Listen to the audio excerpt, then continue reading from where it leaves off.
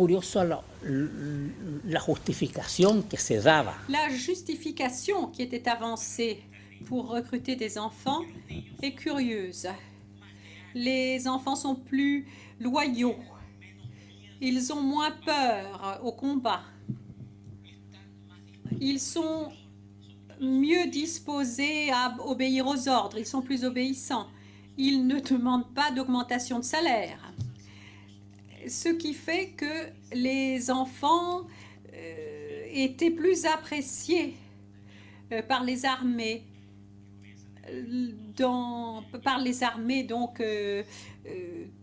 Lors de la Deuxième Guerre qui commence en 1996. Les enfants sont victimes de mutilations, d'abandon scolaire. Naturellement, ils ne pouvaient pas continuer leur scolarité. Seuls ceux qui avaient une scolarité et certains avec des conséquences psychologiques très importantes. Robert Garretón, avocat chilien, est un ancien rapporteur spécial des droits de l'homme de l'Organisation des Nations Unies pour la République démocratique du Congo. Il a témoigné auprès de la Cour pénale internationale dans l'affaire Le Procureur contre Thomas Lubanga Dilo. À la demande du bureau du procureur, le témoin expert a préparé un rapport de 30 pages dans lequel il explique l'histoire de la République démocratique du Congo de 1960 à 2003 et les conflits qui se sont déroulés en Ituri de 1996 à 2003. Le témoin a exposé à la Chambre les différents conflits en République démocratique du Congo, en particulier en Ituri, leurs origines et les raisons du recrutement d'enfants dans les différents groupes armés. Lors de sa visite à Bunia en mars 2001, il a vu des enfants armés à l'aéroport de Bunia, dont l'âge variait entre 9 et 12 ans. Selon les informations qu'il a pu recueillir de différentes ONG, associations, organisations féminines, agences des Nations Unies, églises et autres rapports, il a appris que le recrutement d'enfants se faisait parfois par campagne, par l'usage de la force de la part des Hema, Lendu et Ougandais. Il a été interrogé par Nicole Sampson, substitut du procureur.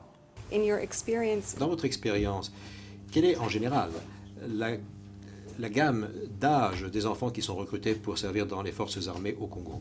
No tengo una respuesta. Je n'ai pas une réponse précise à vous apporter parce qu'on parlait des enfants.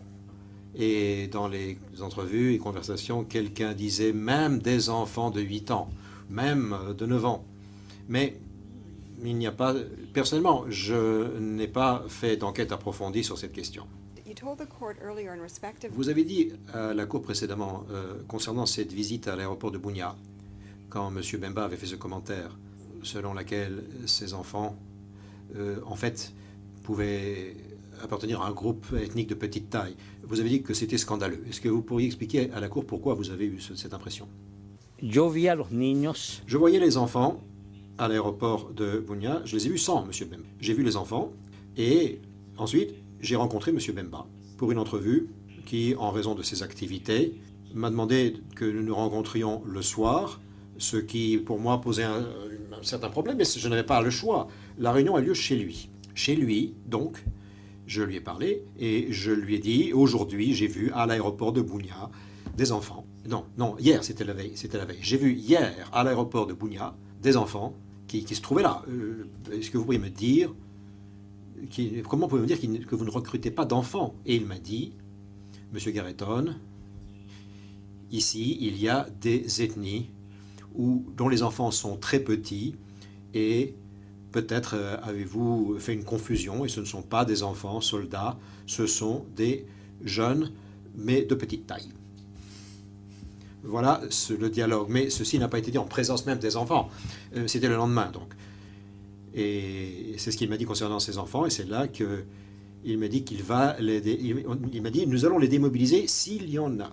Interrogé par les représentants légaux des victimes, maître Hervé Diakessé et maître Joseph Keta, le témoin expert a affirmé que ces enfants étaient victimes de mutilation et de déscolarisation.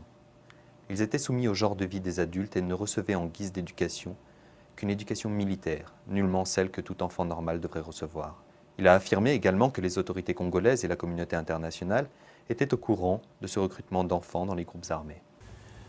Monsieur l'expert, hier, vous aviez fait mention des campagnes de sensibilisation sous la pression de la communauté internationale, relayées par l'UNICEF sur la question de la présence des enfants dans les forces armées ou dans les différents groupes rebelles en République démocratique du Congo.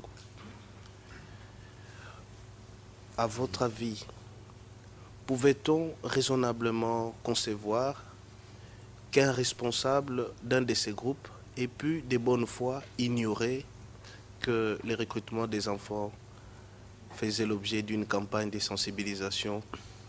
Nadie podía ignorar Personne ne pouvait ignorer le fait que dans les conflits au pluriel, les conflits armés du Congo, et en particulier après la Deuxième Guerre, qu'il y avait des enfants dans tous les groupes. C'était un fait public. Des campagnes non seulement internationales, mais des organisations nationales des droits de l'homme au Congo ont également dénoncé l'utilisation d'enfants par les armées qui participent et les groupes armés qui participent au conflit. À ce sujet, je n'ai pas le moindre doute. Il est très fréquent dans toutes les situations qui ont un caractère de grave violation de droits de l'homme, il est très fréquent que les responsables disent « je ne savais pas ». C'est très courant, cela. Mais il est évident qu'il s'agit d'un mensonge. Lorsque M. Bemba me dit « je vous jure qu'il n'y a pas d'enfants », il est en train de me mentir. Le Conseil de la défense de Thomas Lubanga, maître Jean-Marie Bijoux-Duval, a posé des questions aux témoins, en se concentrant sur les différents rapports traitant des massacres commis en Ituri, entre les Hemma et les Lendu, ainsi que de la participation de la mission onusienne au Congo durant ces conflits. Peut-on considérer la MONUC comme l'une des sources importantes d'informations pour le rapporteur spécial que vous étiez? claramente no es la principal. Ce n'est certainement pas la principale. Je dirais que la principale source, étant donné que nous avions, puisque je ne suis plus maintenant au commissariat, mais étant donné que le Haut Commissariat avait un bureau au Congo, les informations privilégiées étaient celles que nous envoyait ce bureau du Haut Commissariat au Congo, dont le siège était à Kinshasa. Je me souviens avoir visité le bureau de Goma, et il y avait également un bureau à Kisangani et à Ngbadolite. Je ne sais plus lequel était le premier.